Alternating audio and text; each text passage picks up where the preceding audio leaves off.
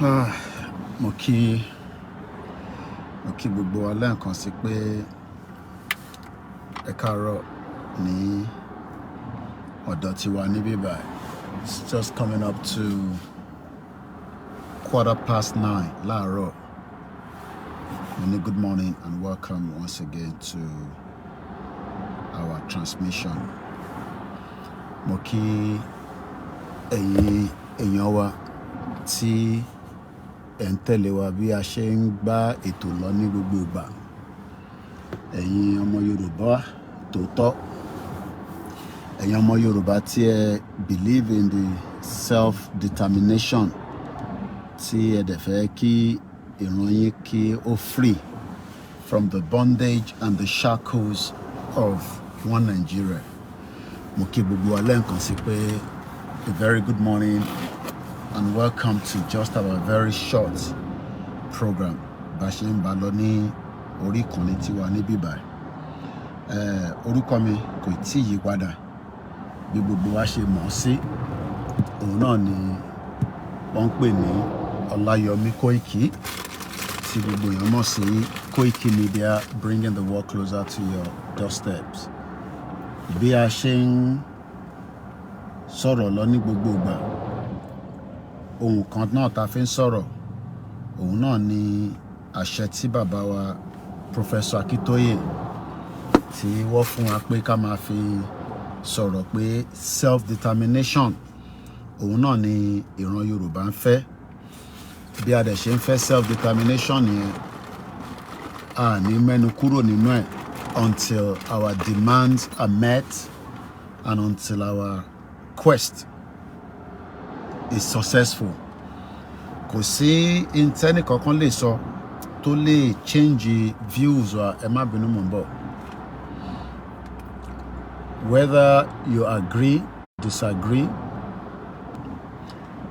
the Yoruba people tó ń gbé nínú Nigeria do not want to have Nigeria as their country again. They now want a different option. And that is not a crime in any part of the world. Kódà, it is allowable for you to say you don't want to be part of a particular country anymore. You want to have your own country. Mo kí yín, brother mi, Bamidele Aliu, Mr. Jimmy Koya, good morning. Mo kí ẹ̀yin tí ẹ̀ ń darapọ̀ lórí Facebook and the Twitter and other platforms. Just about probably 10-15 minutes before I move on from the location. I'm currently on the motorway. I'm sure you can see the cars that are driving very fast behind me. So I've pulled over where I'm just relaxing, and then after 10 minutes, I move forward. Moki Mr. Perry, and I say good morning to most of us. Later. Now, let's move swiftly into it. Kí ni àlàáfíà ni àlàáfíà? Kí ni wọ́n ń pè ní Yoruba nation?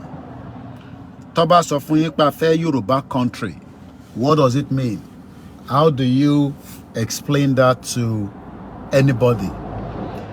In Tarito play out l'America lánàá, where the new president Donald Trump was giving out executive orders, is what is known as a country where the president of that country makes executive order based on the interest of their citizens, by making sure that their citizens, Moke Aziz Shakiru, the interest of their citizen, because America will be great if their citizens are doing very well.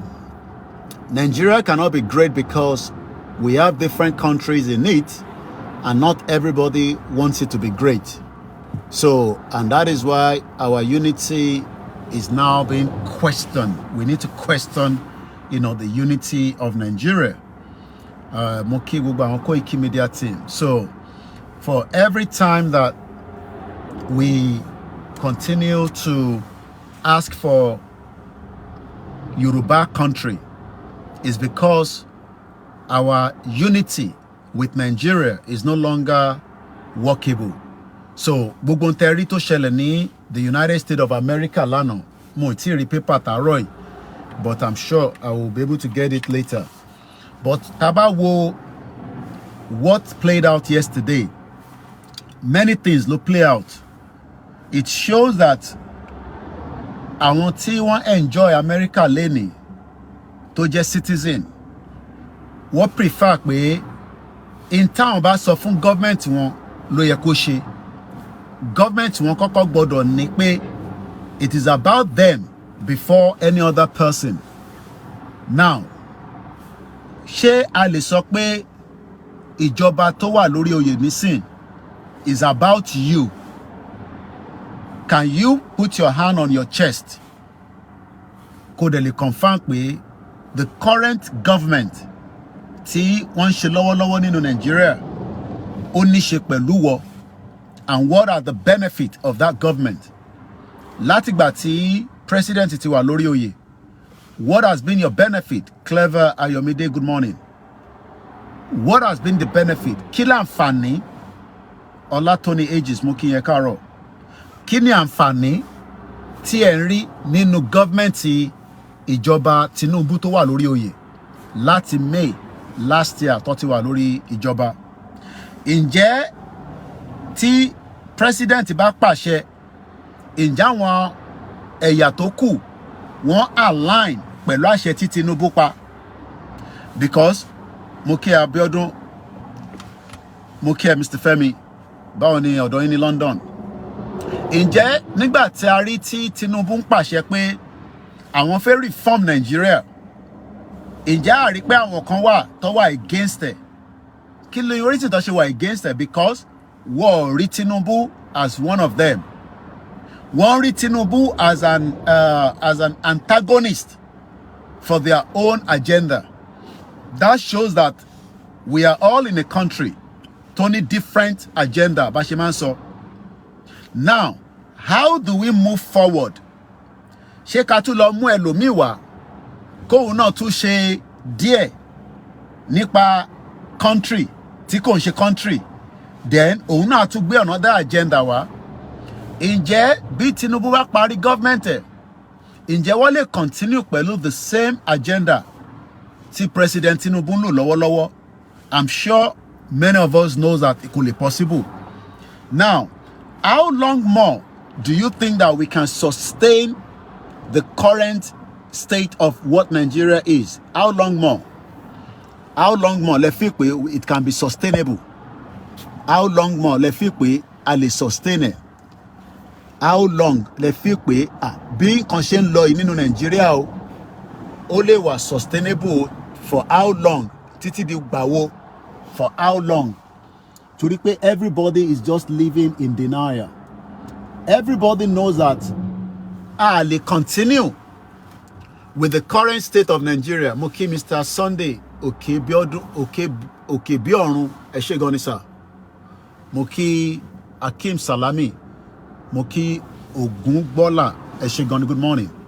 Now, do you think that our existence, Bishop Adesina Ekarosa, our existence in Nigeria can sustain our growth and give us the right benefit as a citizen?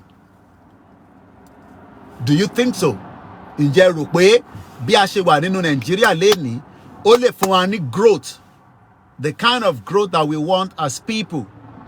Ǹjẹ́ government wa lè fún wa ní that kind of growth? Àbí gbogbo wa kàn live in denial? These are the many questions tó yẹ ká máa bira wa. Now, what are the advantage when you have your own independent country? What are the advantage? Most of the advantage first is that I control our territory. Yesterday, again, I think padà America, as Donald Trump is now officially the president of United States of America. Ó give you executive order by stopping all the Mexican tó fẹ́ wọnú America And right there and there, those executive order has become manifestation.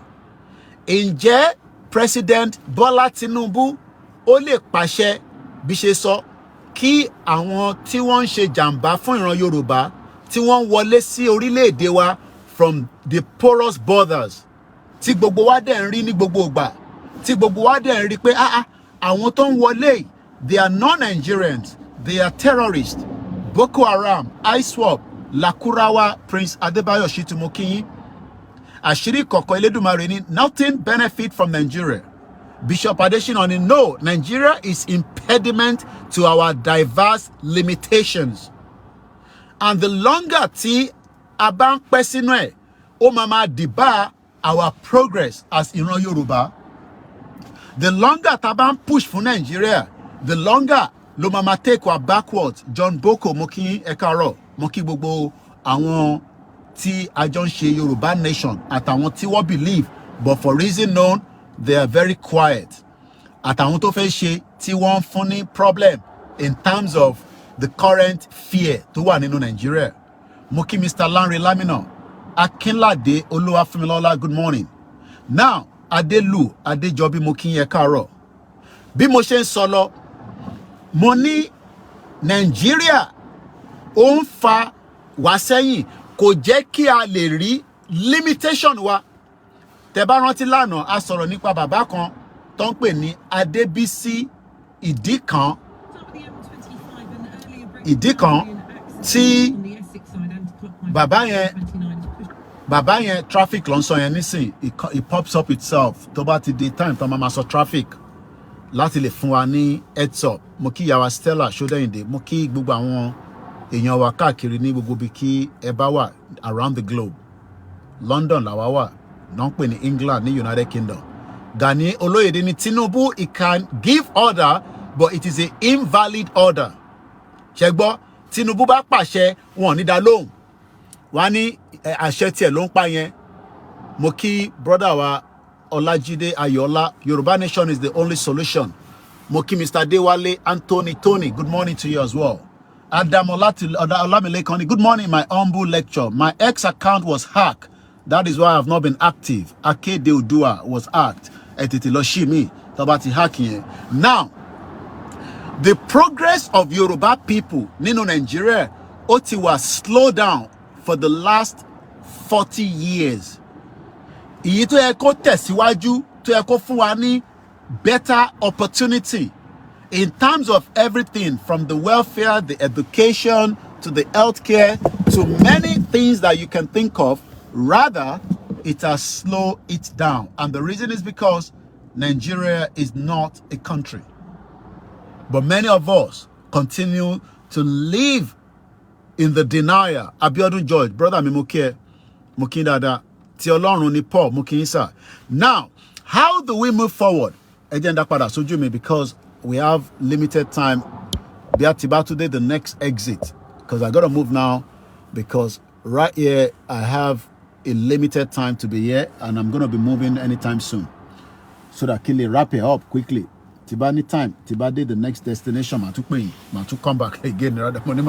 Now, to buttress it quickly, many Yoruba people want a good Nigeria, but you cannot get a good Nigeria because there's nothing going to come out that is good about Nigeria.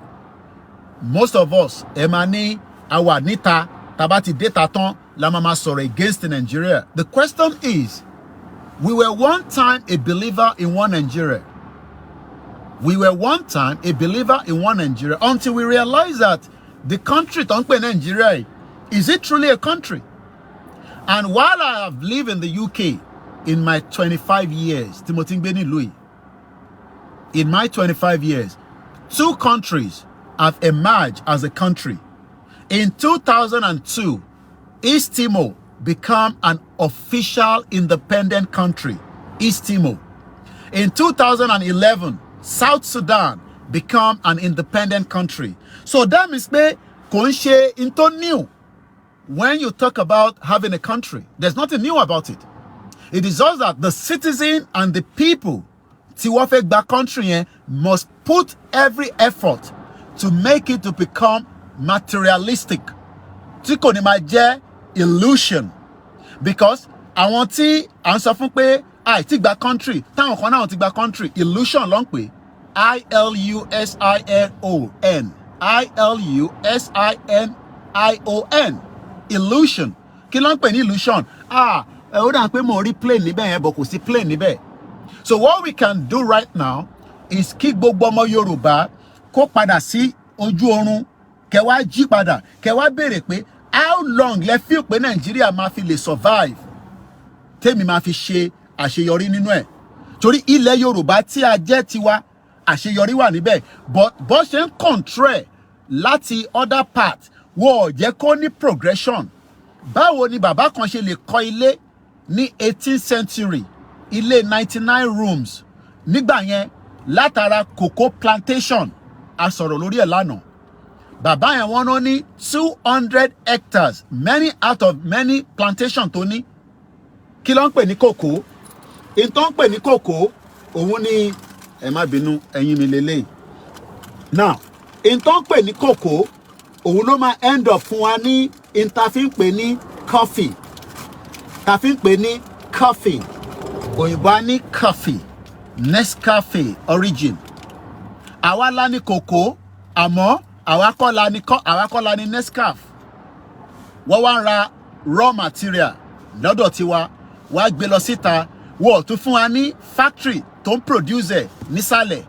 Wá lọ produce níta, wá gbé padà wá sínú ilé láti wá tà fún wa. So bàbá tó ń ṣe cocoa ní 18th century, bàbá Adébísí Ìdíkan, Giwa yẹn is not part of his name, oyè tó fún tó add morúkọ wọn ni. Tá bá lọ wo ìgbà tá ń ka history bàbá yẹn lánàá, a rí pé ibi tí bàbá yẹn ti dolówó ni máa ta cocoa. Ìwọ tó ń wò mí láàárọ̀ yìí, mo kí bàbá wa Aliu Ọlájídé. Ìwọ tó ń gbọ́ mi láàárọ̀ yìí, tó wà nílùú òyìnbó, tó ń ṣe iṣẹ́ bébí olúkálukú wa ṣe ń ṣiṣẹ́ tá ń ṣe wàhálà gan. Tá ń ṣe wàhálà. Ó jẹ́ ká wà nínú oko bàbá wa tí bàbá wa fún wa ká máa fi produce not just cocoa, ká máa fi produce many things tí a lè wá export síta. Gbogbo mọ́tò tẹ́ ẹ̀ rí tó ń lọ tó ń bọ̀ yìí nísìn. Every car has a mission on the road. But a wà nílùú ìlú tí ó restrict lifestyle wa. Wọ́n fi omi ọbẹ̀ tó jẹ́ káwa máa jẹ, wọ́n gbà kúrò lọ́wọ́ wa, wọ́n gbé gbẹ̀tugbẹ̀tu lé wa lọ́wọ́. Everybody wá fẹ́ wá sí Europe. Kí la fẹ́ gbà ní Europe? Àkọ́kọ́ fẹ́ gba citizenship wọn. That is the first. Mọ̀mísí mi sọ fún mi pé ìwé ni àkọ́bí tó bá kọ́kọ́ dé ìlú òyìnbó. Ìwé òun ni àkọ́bí. Ẹni tó ò bá níwèé ò tí lè ṣe so many things nílùú òyìnbó. Gbogbo àwọn tẹ́ ń rí tó wà labroad kò ń ṣe gbogbo èèyàn ló níwèé. Kọ́lọ́n ṣe fún ẹ̀yin tẹ́ ẹ̀ tí gbà. Gbogbo ẹ̀yin tẹ́ wà l'Amẹ́ríkà, mo kí Ọlákúnlé okúṣẹ́ takuntakun. Gbogbo ẹ̀yin tẹ́ wà l'Amẹ́ríkà, kọ́lọ́n jẹ́ kí ìjọba Trump kó favor yín. Gbogbo àwa tí a wà ní Europe, tá ń wá resident permit, tá ń wá ìwé ìgbélú, whether in the UK, in Canada, even in Turkey ò fún yàn níwèé. Àfi tó bá fẹ́ ọmọ wọn.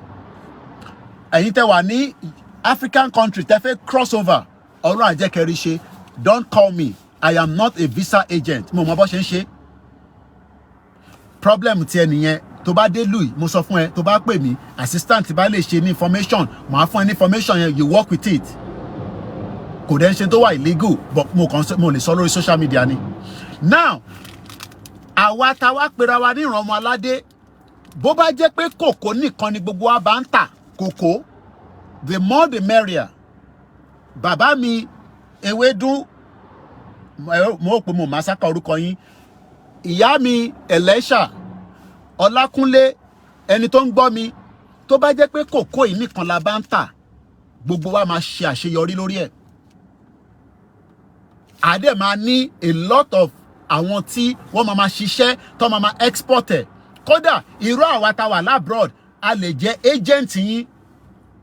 Àwa tá ń gbé labroad, because ìwọ tó bá ní kòkó nílé, ó dẹ̀ fẹ́ tà, èmi máa jẹ́ middleman. Èmi á mọ àwọn tó máa tà fún.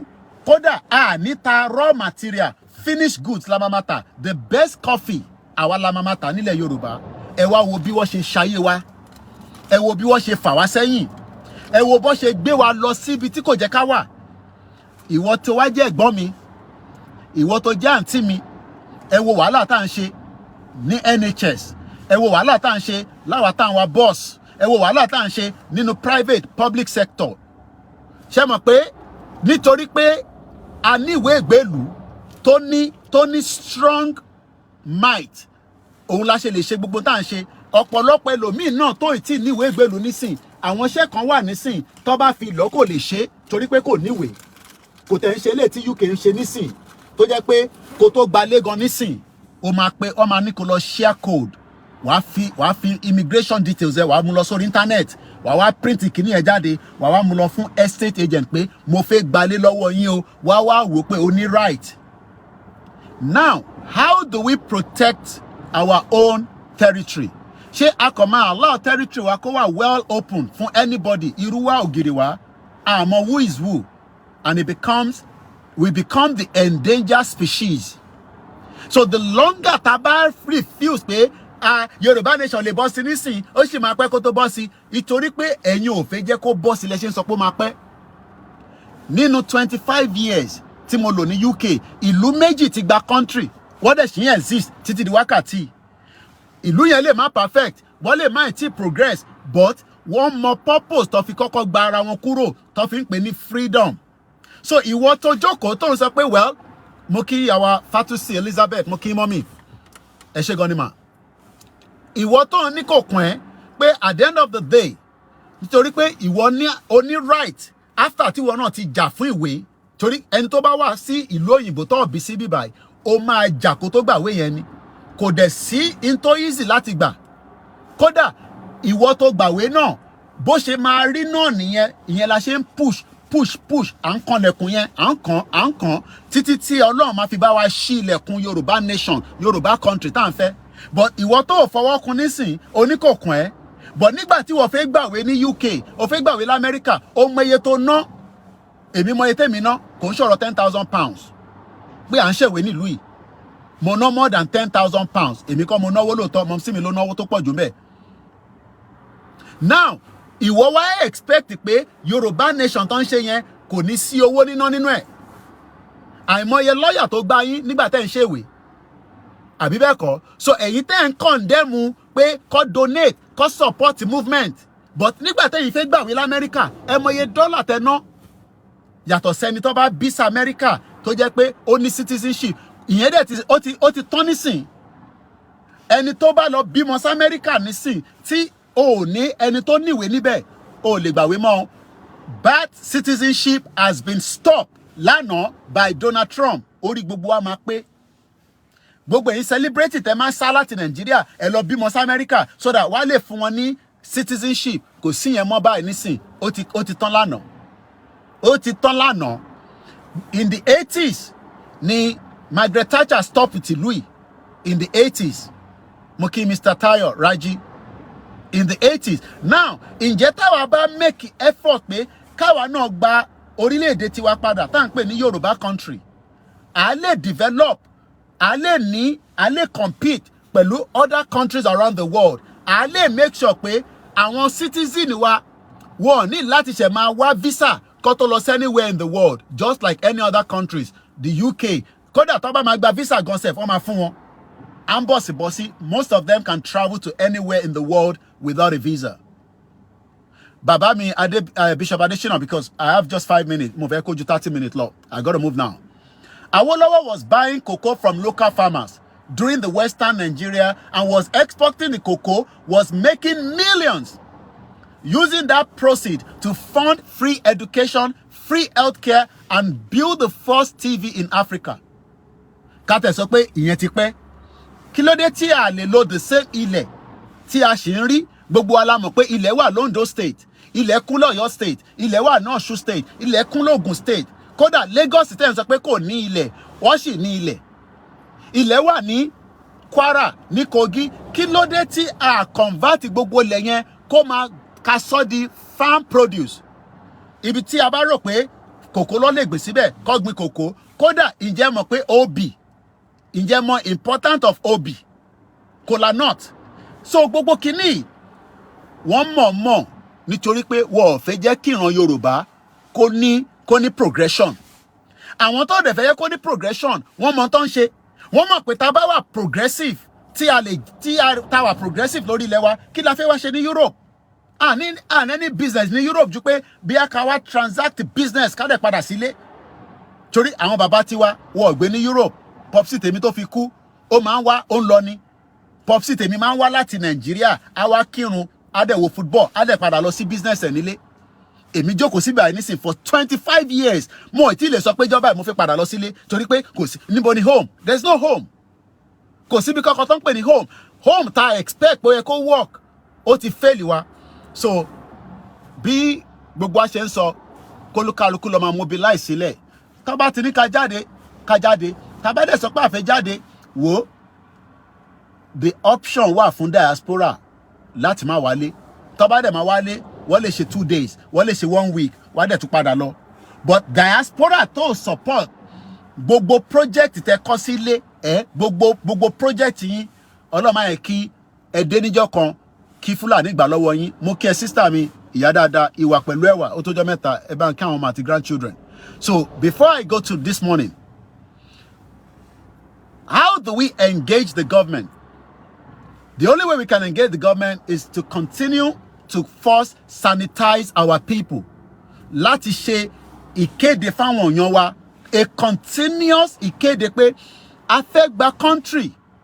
Nínú country tá wà náà láti fẹ́ dúró sí, but a fẹ́ wà nínú ìtàn pé bracket as Nigerians.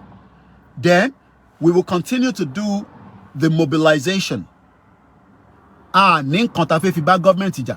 Dẹ̀ sọ pé a fẹ́ bá government jà. But a ní ẹnu láti fi engage the government at international community. And that is how far I can go this morning.